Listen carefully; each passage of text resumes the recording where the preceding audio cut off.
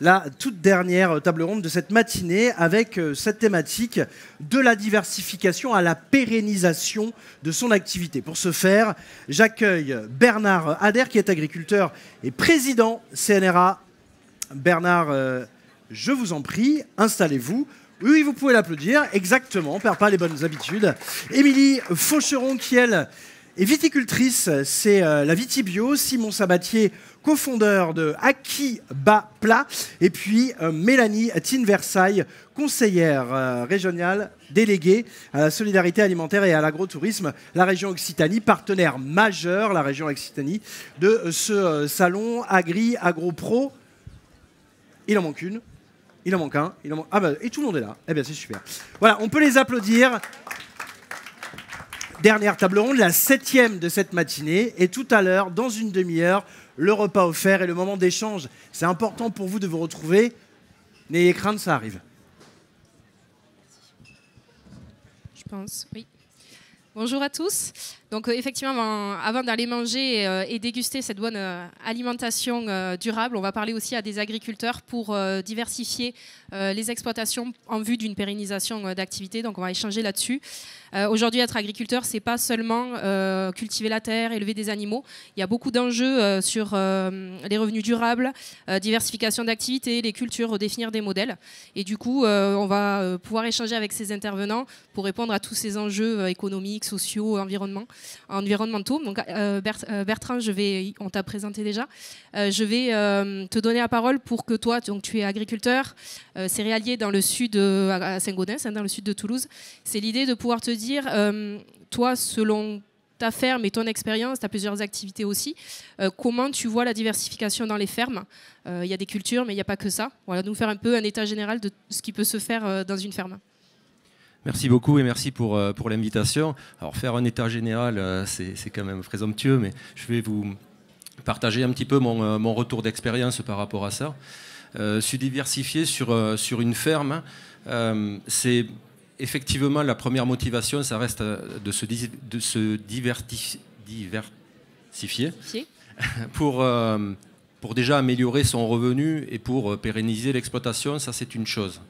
Mais chez nous, on a très vite attaché une importance à mettre du sens dans notre diversification pour que notre métier garde son sens et ait du sens.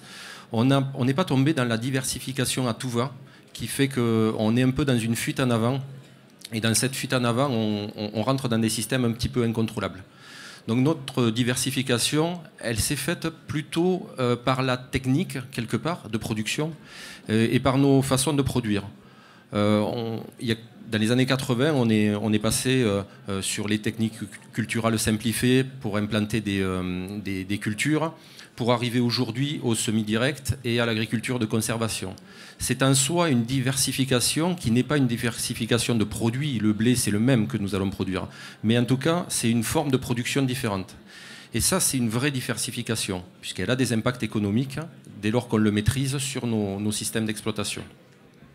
Et pour nous, en tout cas pour moi, on est 3 associés sur l'exploitation, je suis peut-être le plus agronome des 3 associés, et ça avait beaucoup de sens que de retrouver de l'agronomie dans ce que je faisais et de ne plus être un agriculteur chimiste des années 80 et de pouvoir améliorer tout ça. On a poussé le curseur un peu plus loin en faisant cette agriculture de conservation sur la partie bio de notre exploitation. Ça monte un petit peu plus le niveau. Et dans cette diversification, elle devient, au-delà de l'avoir économique, ça devient une diversification intellectuelle presque. C'est-à-dire qu'on va chercher une autre nourriture qui n'est pas une nourriture financière, mais qui est une nourriture qui nous permet de mieux faire de l'agriculture. Enfin, je le crois en tout cas. Peut-être que l'avenir nous démontrera que non, mais à date, je le crois, de faire une agriculture qui nous permet de comprendre et de recomprendre plutôt tous les points agronomiques qui nous avaient un petit peu échappé ces 30 dernières années pour refaire une agriculture beaucoup plus vertueuse. Très bien, merci. On va passer, toujours dans l'Occitanie, mais toi, Émilie, qui est plutôt à côté de Béziers, où tu es viticultrice bio. avec ton mari Benjamin, donc pas très loin de Béziers. Toi, tu t'es aussi diversifié, c'est ça aussi qu'on va échanger. Peut-être que certains la connaissent sur la chaîne YouTube de Viti Bio, Émilie et Benjamin. Voilà, d'expliquer pourquoi cette chaîne YouTube a été créée, dans quelle l'idée que tu avais eue, et puis aussi tu t'es diversifié dans ta ferme sur de la location de salles de réception. Voilà, pourquoi tu es arrivé à ce cheminement-là aussi de ton côté à te diversifier? Ok, alors on a commencé les vidéos en 2018. Parce que c'est à ce moment-là aussi qu'on est passé en agriculture biologique et on s'est rendu compte que les gens ils savaient pas trop ce que c'était notre métier. Ils imaginaient qu'on faisait la taille et qu'on faisait les vendanges et au milieu la vigne elle se débrouillait toute seule. On leur a expliqué que c'était pas du tout le cas, donc on a commencé avec ce cheminement de vidéos où on explique toutes les semaines ce qu'on fait sur l'exploitation et ça a découlé sur plein de choses extrêmement positives. Et c'est pour ça qu'on est venu à énormément diversifier le domaine. C'est que les gens, en fait, ils avaient envie de venir voir comment on travaillait. Donc au début, on acceptait 1 ou 2 visites. Et puis après, c'était régulier. Et on s'est dit, bon là, on ne va pas s'en sortir. On n'arrivera plus à travailler, quoi. Donc on a commencé à faire rentrer le grand public sur le domaine avec des balades vigneronnes. Au début, c'était ça. Donc on faisait déguster les vins parce qu'on a mené toute notre production à la cave coopérative. Et comme on était les plus gros producteurs bio de la cave, on avait, sans le vouloir, nos propres bouteilles, quoi. Donc on a commencé comme ça. Et puis les gens, comme ils sont rentrés sur le domaine, ils ont commencé à dire « Ah tiens, et pourquoi on ne viendrait pas faire des anniversaires et des baptêmes ?»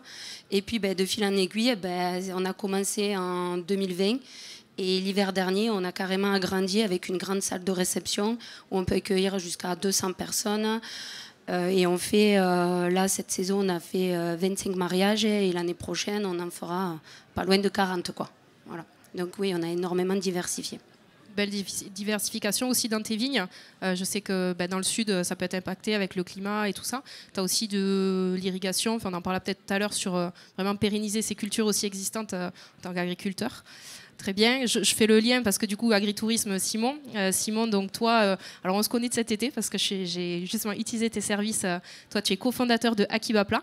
Donc tu mets un collectif d'agriculteurs, de 15 agriculteurs qui justement ouvrent leur ferme l'été pour de l'agritourisme. Alors je dis l'été, mais peut-être que tu vas nous en dire un peu plus.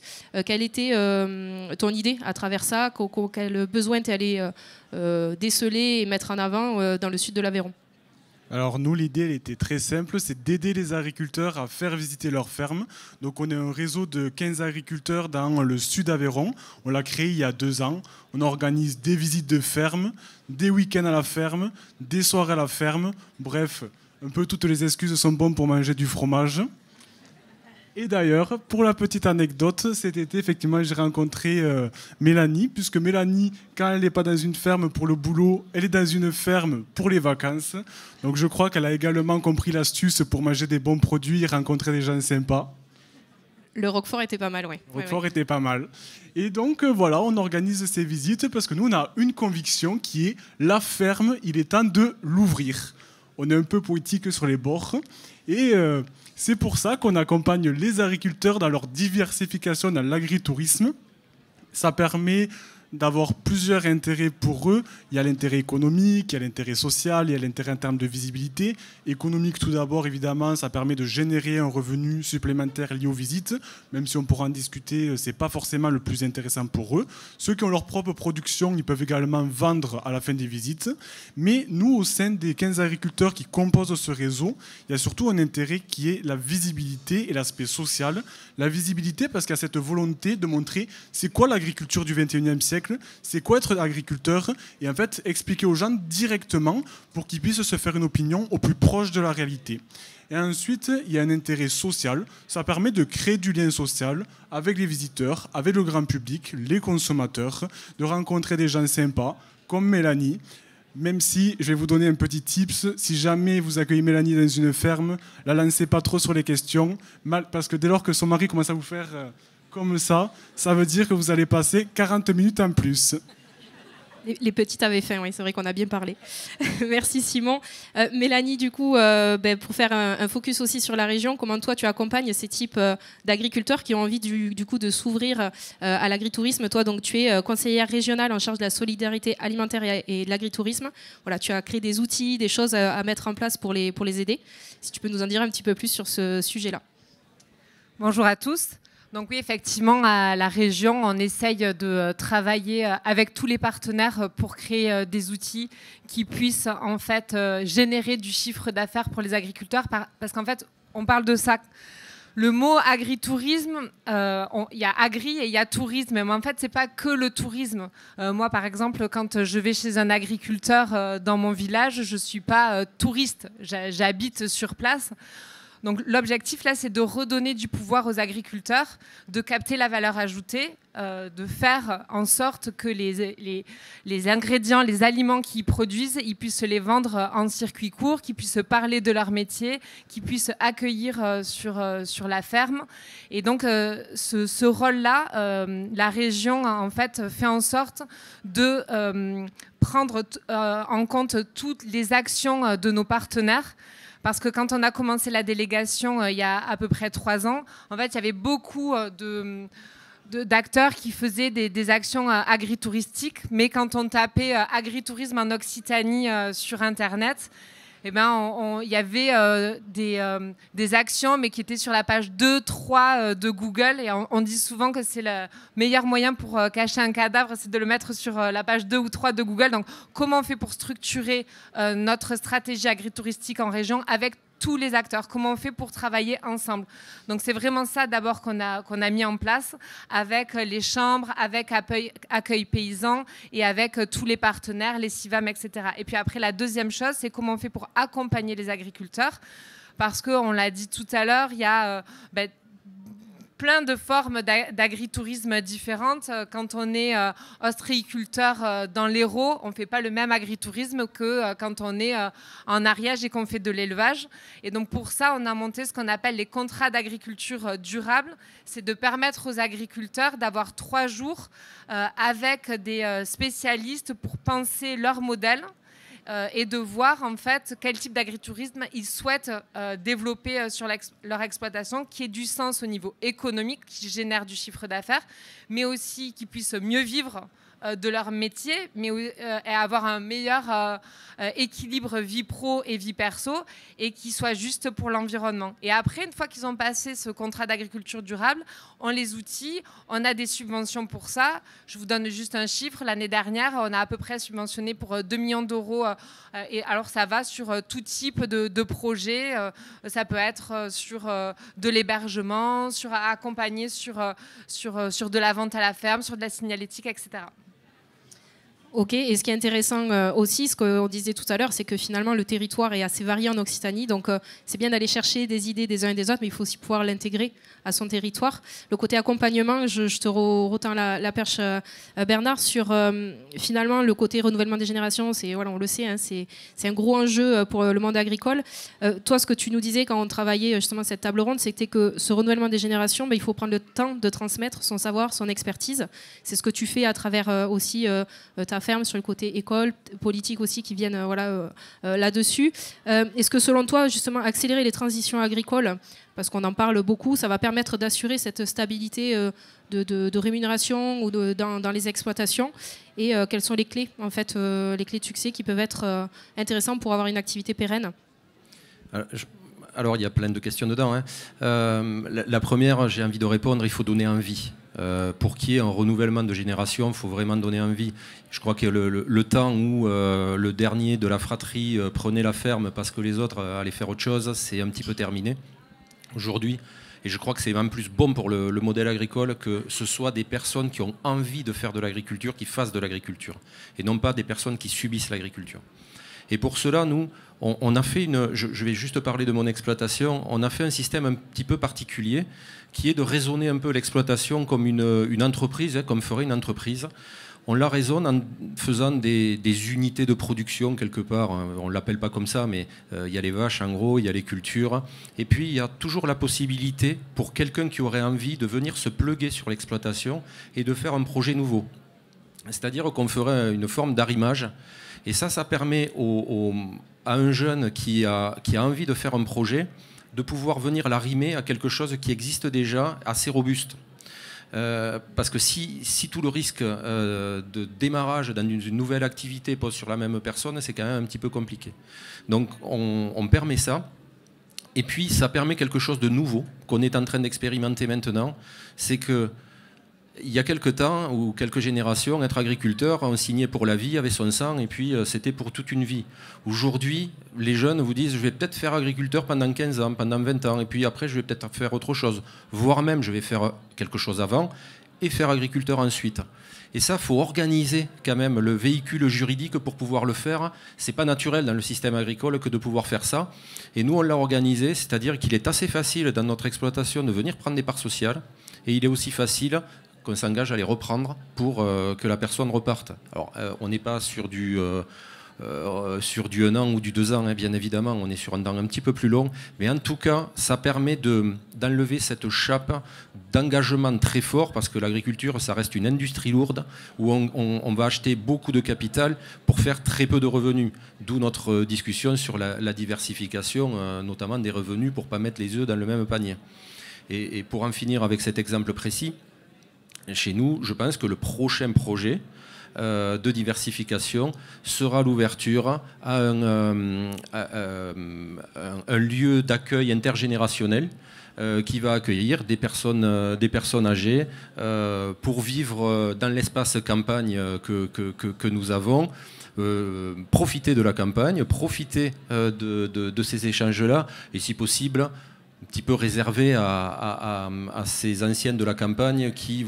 Voilà, la vie à la campagne, elle est quand même assez particulière. Quand vous vivez à deux dans une grande maison un peu éloignée et que l'un d'entre eux part, se retrouver seul dans une grande maison, c'est quand même très compliqué. Donc on veut créer cet espace de partage et d'échange chez nous. Redynamiser le monde rural, que les deux mondes se parlent. C'est ça aussi l'attractivité du monde agricole. Émilie, c'est ce que tu fais aussi, toi, du coup, à travers tes activités. Aujourd'hui, on sait que la consommation de vin, on en a déjà parlé, est en baisse. La bière arrive, les jeunes boivent plus de bière que de vin. Mais il y a aussi les productions. Cette année, il y a des années qui sont un peu plus difficiles que d'autres. Comment, justement, tu envisages, ou les mesures que tu vas prendre ou que tu as prises, comment tu vois ton agriculture dans ton domaine dans les années à venir? Comment tu vas devoir te diversifier pour pérenniser justement cette activité? Alors il y a ce côté location, visite, mais à travers vraiment ton métier de base sur le côté vigne, comment tu anticipes ces changements, le climat, etc. Alors ça, c'est une très bonne question, parce que c'est une question qu'on pose aussi beaucoup. En fait, si tu veux, alors, on a mis plein de choses en place. Moi, j'ai la chance sur l'exploitation de pouvoir irriguer la totalité des 60 hectares qu'on a. C'est pas tout le monde qui a cette chance-là, pour être honnête. Moi, je suis sur un secteur où il pleut quasiment jamais. Partout, il pleut en France, sauf chez nous, à croire. Et ça devient une réelle problématique. Donc, on se pose la question de quoi faire, comment faire et comment résoudre ce problème-là, parce qu'on est d'accord qu'on va pas décider d'arracher toutes les vignes de l'Hérault. Voilà, quoi. Donc, l'irrigation, c'est une des solutions, mais elle ne peut pas être partout. Et en plus, on est d'accord que ça ne résout pas la totalité du problème, parce que l'eau, c'est quand même plus intéressant quand il pleut que l'irrigation. Donc on a réfléchi à plusieurs choses. Alors, j'ai écouté pas mal de conférences. On a réfléchi à mettre des panneaux solaires aussi sur les vignes. Ça fait 2 ans et demi qu'on est sur le projet. C'est quelque chose qui est très très long à mettre en place. On a réfléchi à mettre d'autres cultures aussi, mettre des oliviers, des amandiers. On a pensé à plein de trucs, mais il faut de l'eau dans tous les cas, quoi.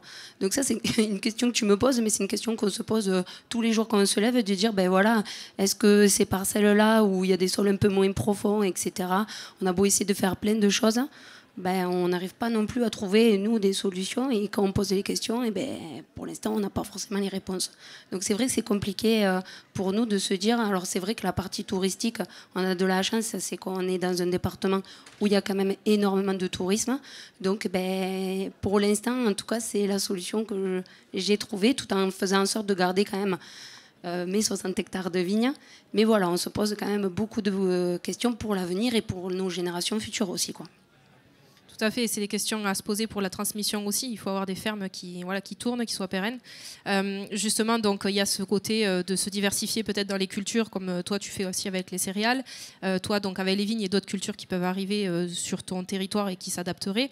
Bon, ça, voilà, c'est de l'accompagnement, des questions. Il faut aller chercher les bons interlocuteurs. Il y a quand même de plus en plus de choses qui s'ouvrent sur ces sujets-là. toi, je vais te demander, Simon, sur le côté agritourisme. Souvent, on se dit, finalement, c'est l'été, c'est les touristes. On va, typiquement, ce que j'ai fait cet été, je suis venue.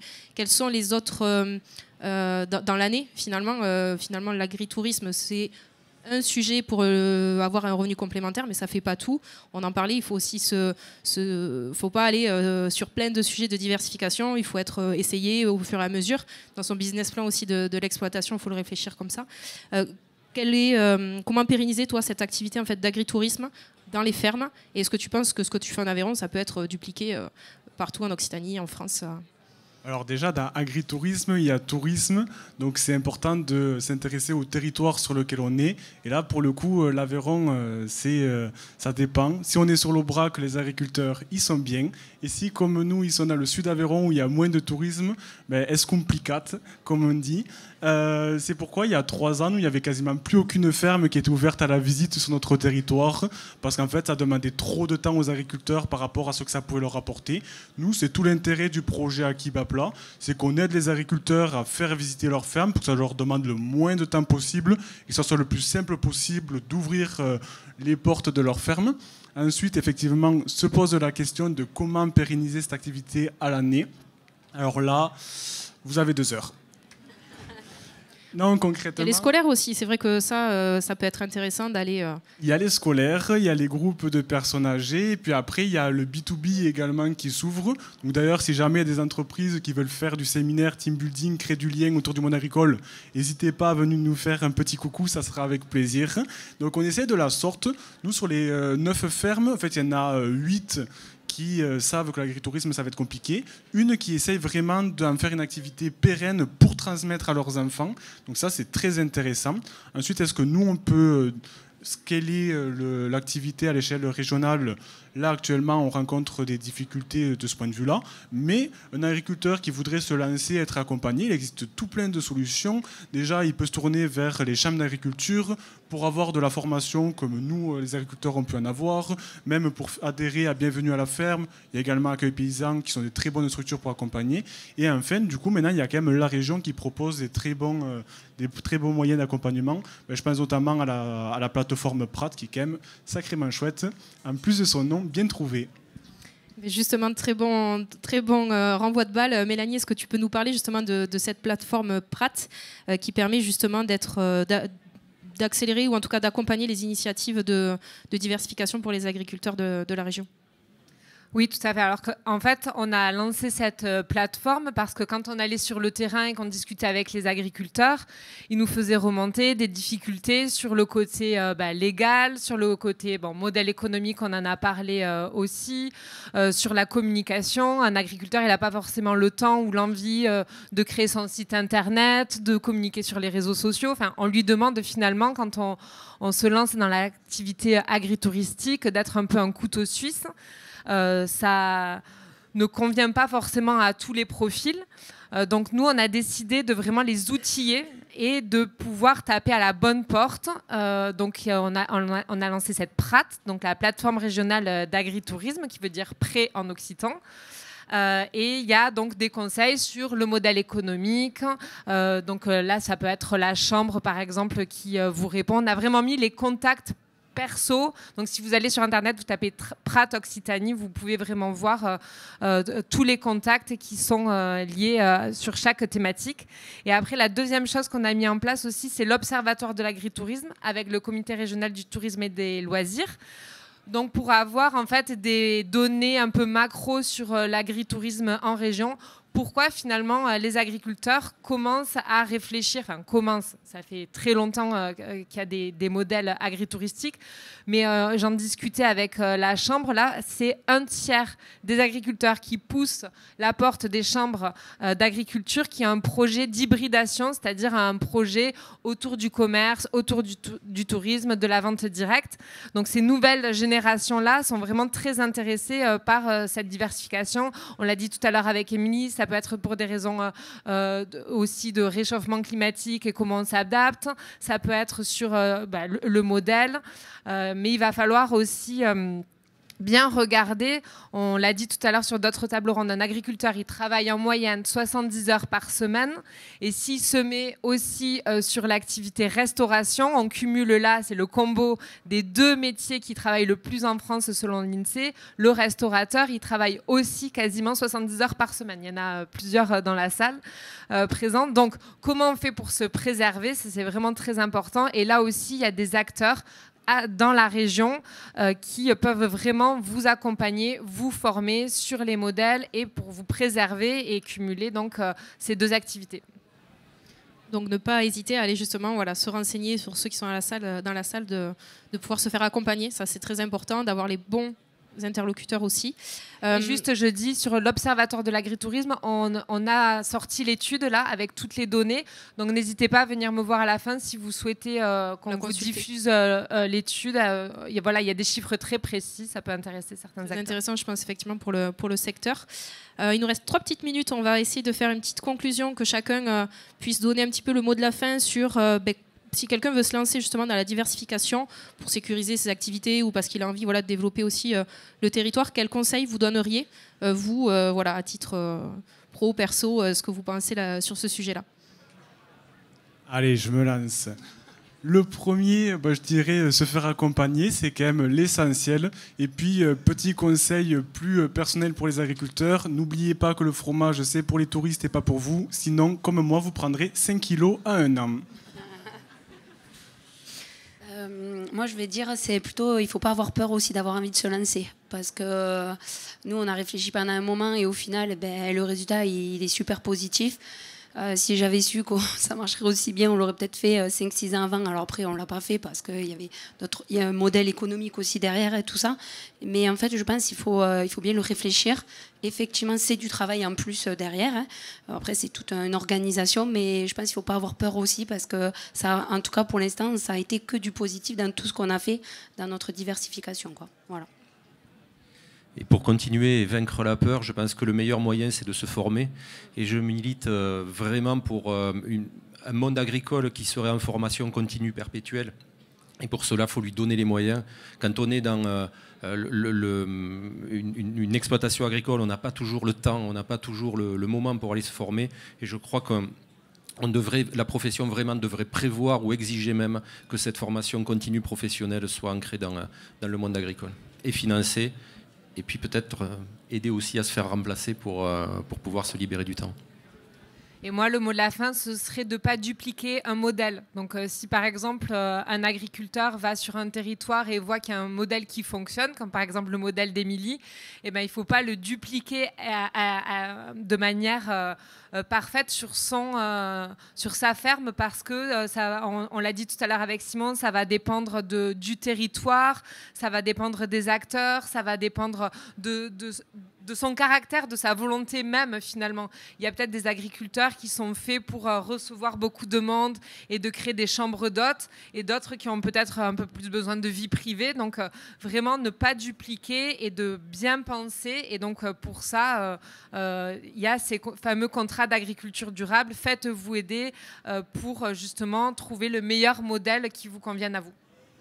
Ce qu'il faut rappeler, c'est que finalement, un agriculteur, c'est aussi une agriculture, que les agriculteurs, il faut vraiment qu'ils reprennent, ils la reprennent déjà, mais leur casquette de chef d'entreprise. Donc si vraiment on doit retenir sur cette table ronde 3 éléments clés, c'est que finalement la diversification pour équilibrer les revenus et l'activité, ça reste important, mais il faut regarder ce qu'on fait sur les territoires. Il y a le côté renouvellement des générations pour les attirer. Quand on a une entreprise plus pérenne, plus transmissible, c'est quand même aussi plus sexy de venir dans le monde agricole y travailler et puis dynamiser finalement les territoires ruraux et agricoles. Ça reste important pour garder et conserver une agriculture durable. Merci à tous, à vous 4 pour l'intervention. Tu voulais dire un petit mot? Je suis obligé de rajouter, on a parlé d'agriculteurs, mais d'agricultrices aussi. Oui, beaucoup d'agricultrices. Tout à fait. Merci à vous et puis bon appétit. Parce que, voilà.